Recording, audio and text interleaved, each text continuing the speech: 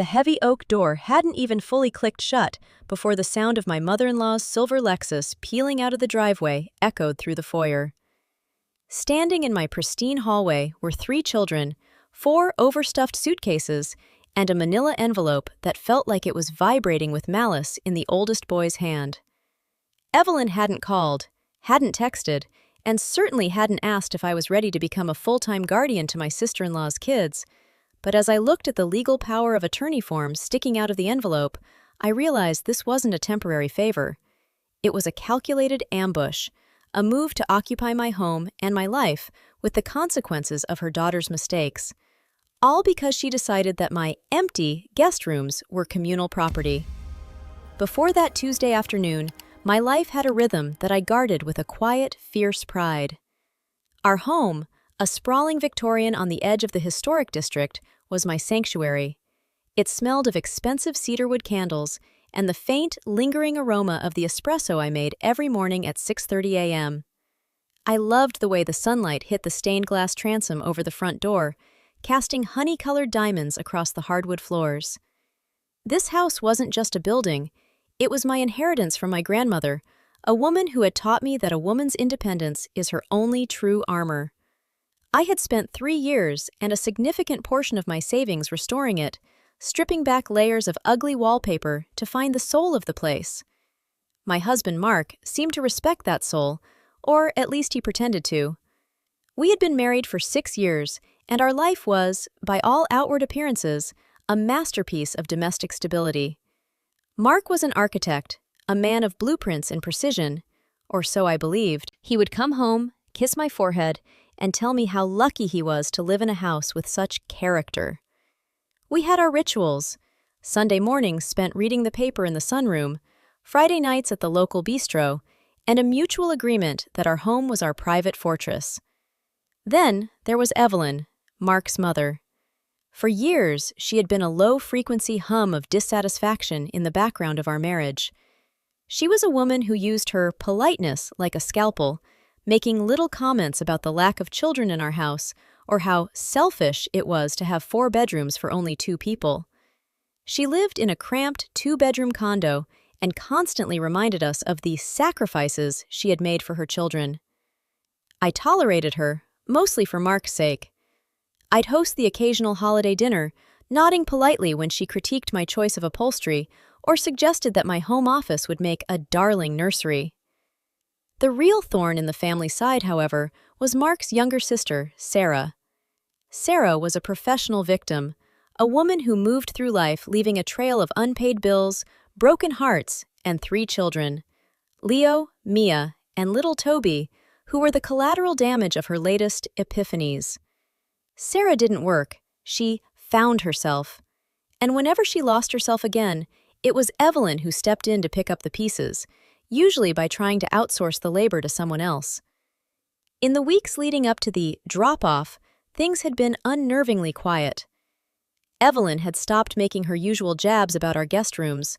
Mark had been working late, his brow furrowed over complicated projects I didn't question because I trusted him implicitly. I remember one specific evening, about 10 days before the chaos, when Mark was unusually affectionate. He brought home a bouquet of lilies, my favorite, and spent the evening talking about the future. "You know, Elena," he said, swirling the wine in his glass as we sat on the back deck, "Mom is getting older. She worries about Sarah's kids. They don't have the stability we have. This house, it could provide so much for a family in need." I remember the slight chill that ran down my spine, though I brushed it off. "It does provide for a family, Mark. It provides for us. And we help Sarah when we can, but we aren't a charity ward." Of course," he muttered, looking away toward the garden. "I just think we should be more open-hearted. You're so lucky to have inherited all this. Not everyone has a grandmother who hands them a mansion on a silver platter." That was the first time he'd ever used the word lucky with that specific, bitter edge.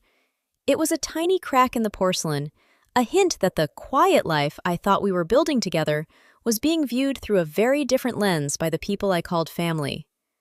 On that fateful Tuesday, I was in the middle of a Zoom call for my interior design business. I heard the heavy thud of a car door, then the doorbell ringing incessantly.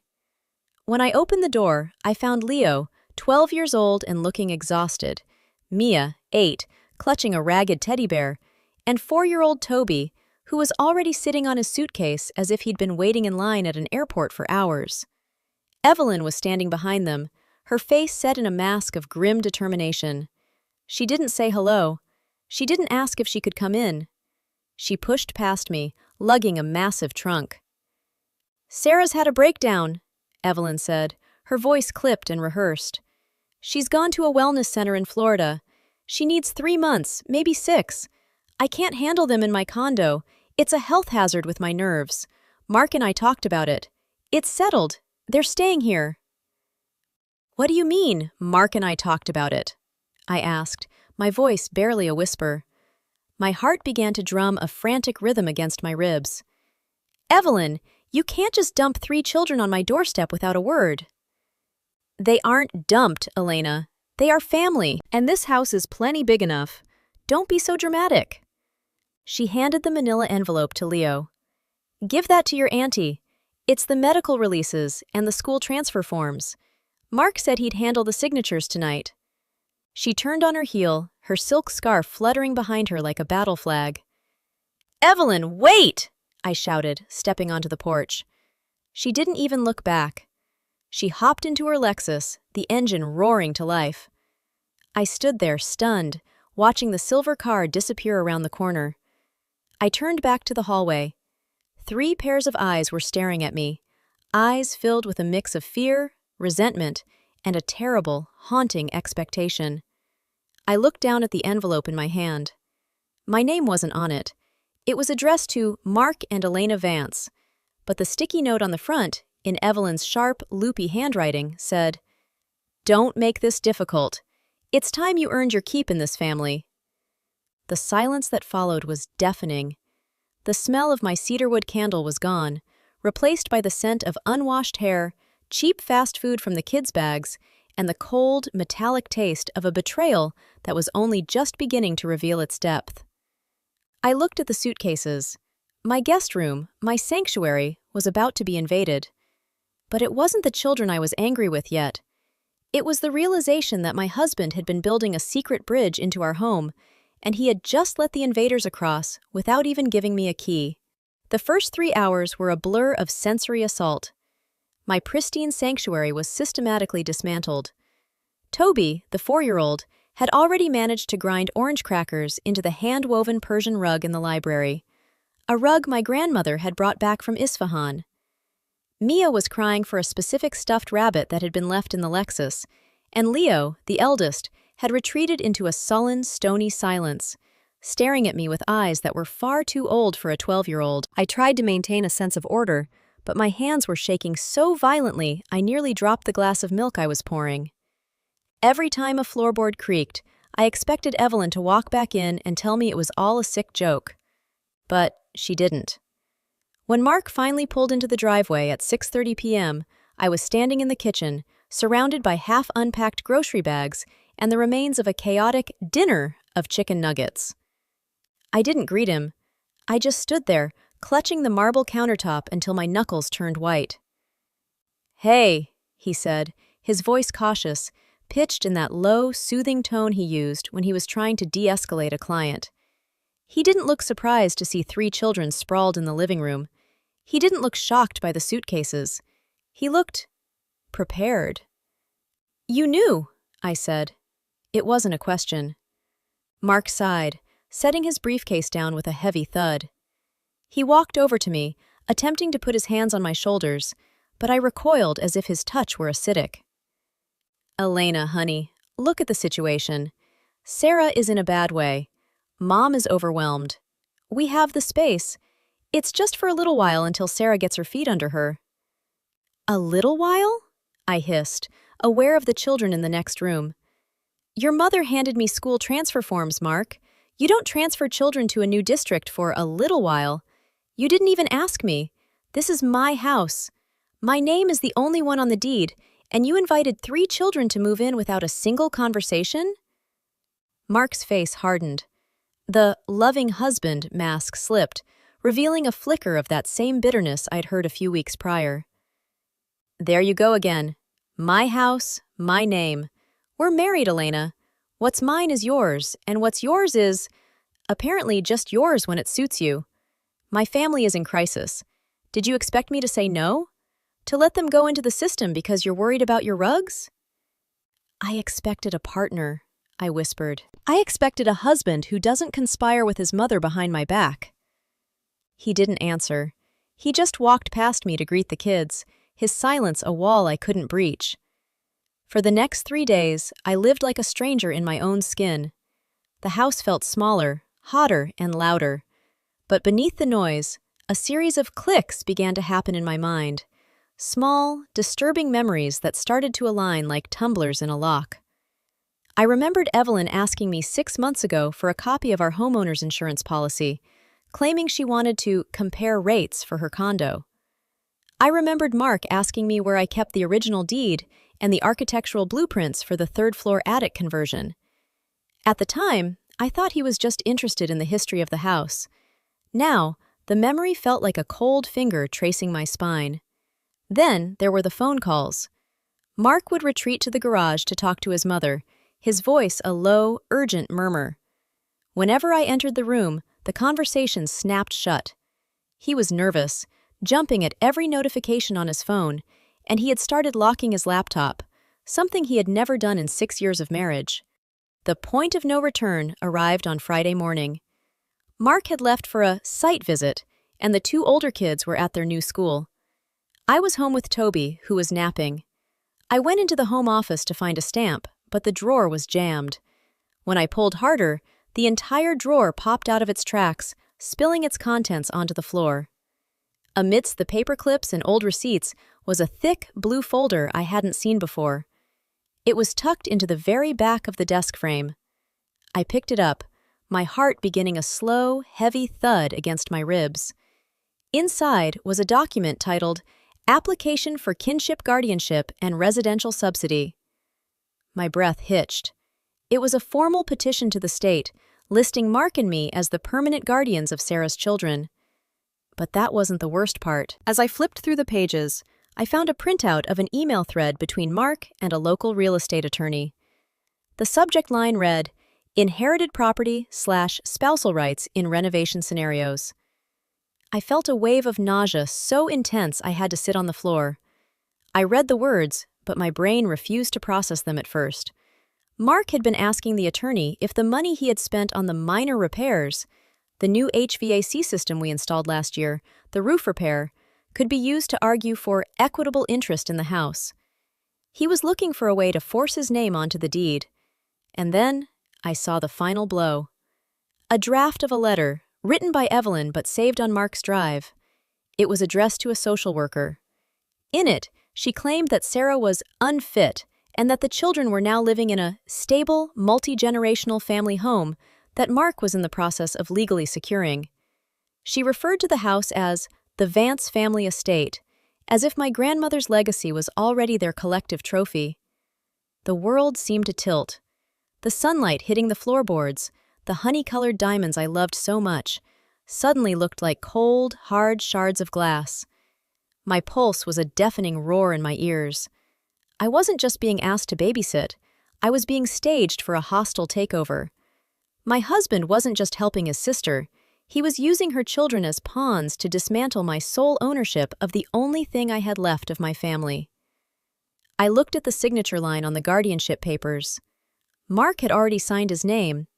My signature line was blank, but right next to it was a small, penciled X where he expected me to sign, as if I were nothing more than a rubber stamp in my own life. I felt a coldness wash over me, a chilling, absolute clarity. The nausea vanished, replaced by a crystalline, jagged rage. I took a photo of every single page with my phone, my hands perfectly still now. The quiet life was dead. They had brought a war into my sanctuary, and they had no idea that I was the one who knew every secret passageway and every weak point in the fortress they were trying to steal. I stood up, tucked the blue folder back into its hidden spot, and walked into the kitchen. I poured myself a cup of coffee, the steam rising in the quiet room. I looked out at the garden, and for the first time in days, I didn't feel like a victim. I felt like an architect, and I was about to redesign their entire plan. That evening, the air in the house was thick, like the moments before a summer thunderstorm breaks.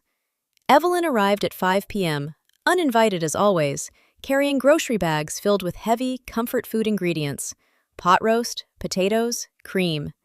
She moved through my kitchen with a terrifying sense of ownership, opening my cabinets and rearranging my spice rack to make room for her things.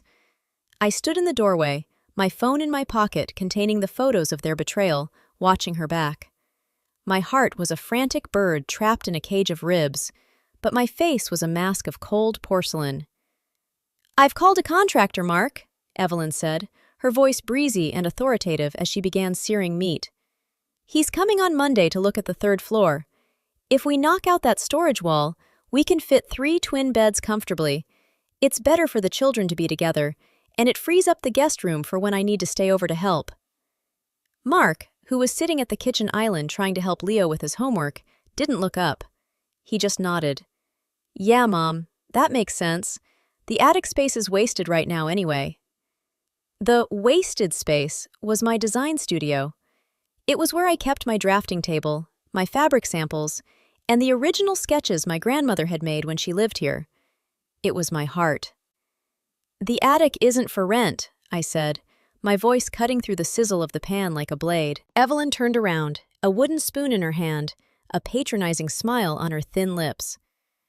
"Elena, dear, we have to be practical. You can't be selfish when there are children involved. We're a family now. We have to optimize the Vance estate." "This isn't the Vance estate," I replied, walking slowly toward the island. "This is my home, and I want to know why you've been talking to a real estate attorney about equitable interest in my property, Mark." The silence that followed was absolute. The only sound was the hiss of the pot roast. Mark's head snapped up, his face draining of color until he looked like a ghost of the man I had married. His eyes darted to the drawer where the blue folder was hidden, then back to me. He looked paralyzed, his mouth hanging slightly open, a pathetic, silent "oh." "I don't know what you're talking about," he stammered, though his shaking hands gave him away. "I saw the folder, Mark. I saw the emails. I saw the X where you wanted me to sign away my rights, and the guardianship papers you've already filed behind my back." I turned to Evelyn, whose smile hadn't vanished. It had simply sharpened. "And you're orchestrating this. You're using Sarah's children as a wedge to pry this house away from me." Evelyn didn't flinch. She set the spoon down with a deliberate click. "Someone had to take charge, Elena. You've had this house for years and done nothing with it but play decorator. This family needs an asset. Sarah needs a foundation. If you won't give it willingly, then Mark has a right to his share. He's put money into this place. He's a husband, not a tenant."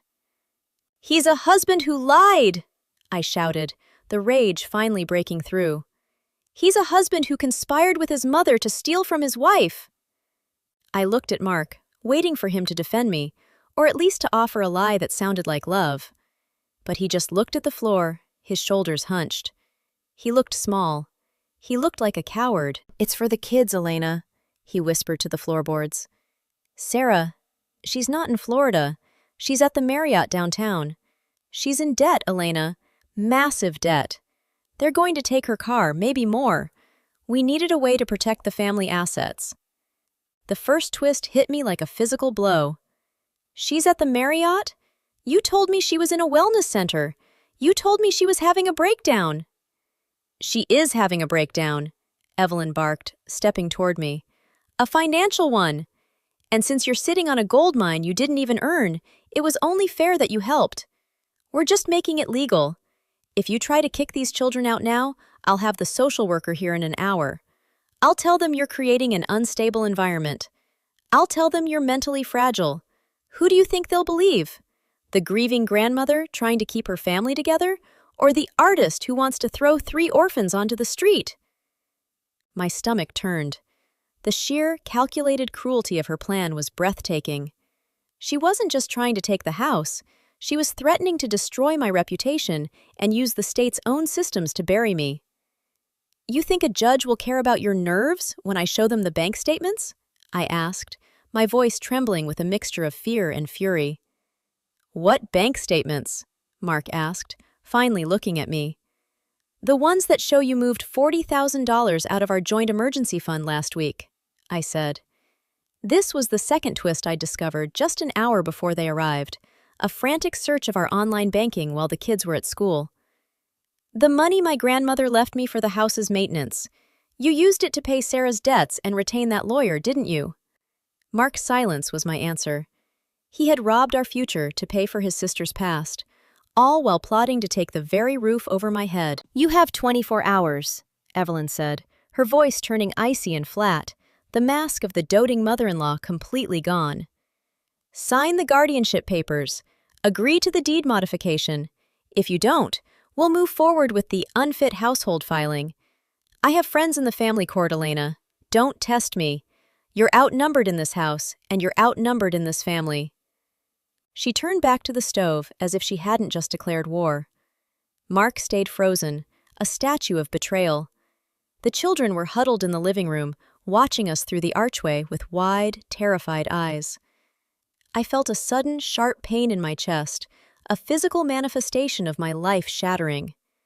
I looked at the man I had loved, and I saw a stranger. I looked at the house I had cherished, and I saw a cage. My legs felt weak, and for a second, I thought I might actually collapse. The room began to spin, the faces of my family blurring into monstrous caricatures. But then, I felt something else. A spark of something cold and sharp, deep in the center of my being. It was the memory of my grandmother's voice, telling me that a woman's independence is her only true armor. They thought they had trapped me. They thought I was a fragile artist who would crumble under the threat of a scandal. "You're right, Evelyn," I said, my voice suddenly calm, the trembling gone. "I am outnumbered in this house." I turned and walked out of the kitchen, ignoring Mark's weak call of my name. I went straight to my office and locked the door. I didn't cry. I didn't scream. I sat at my grandmother's desk, picked up the phone, and dialed a number I hadn't called in years. "Uncle Julian?" I said when the line picked up. Julian was my grandmother's brother, a retired high court judge who had spent 40 years dismantling people exactly like Evelyn. "I need your help, and I need the best private investigator in the city. I think it's time we look into where Sarah's debt actually came from, and exactly what Evelyn has been doing with her condo taxes." The war had started, but they had made one fatal mistake. They thought they were playing a game of checkers. They had no idea I was the one who owned the board. The next 48 hours were a masterclass in calculated deception. I stopped fighting. I stopped screaming. I moved through the house like a ghost, silent and efficient. I made the children pancakes in the morning, ignoring the way Evelyn hovered over my shoulder, critiquing the flip of the spatula. I let her move her hideous, moth-eaten floral armchair into my sunroom. I saw the look of smug, predatory triumph on Mark's face. He truly believed the fragile artist had finally folded under the weight of his mother's threats. He even tried to touch my waist in the kitchen that night, murmuring about how this was the right choice for our future. I didn't flinch. I didn't pull away. I just felt a cold, rhythmic ticking in my mind, counting down the seconds until Uncle Julian's team finished their work. While they were busy reimagining my home, I was meeting Julian in a dimly lit diner 3 towns over. He handed me a leather-bound file that felt heavier than the house itself. "It's worse than we thought, Elena," he said, his voice gravelly with vintage legal fury. "Your mother-in-law isn't just a meddler. She's a parasite who has already picked one host clean and was moving on to you." The transformation was complete. The woman who worried about cedarwood candles and Persian rugs was gone.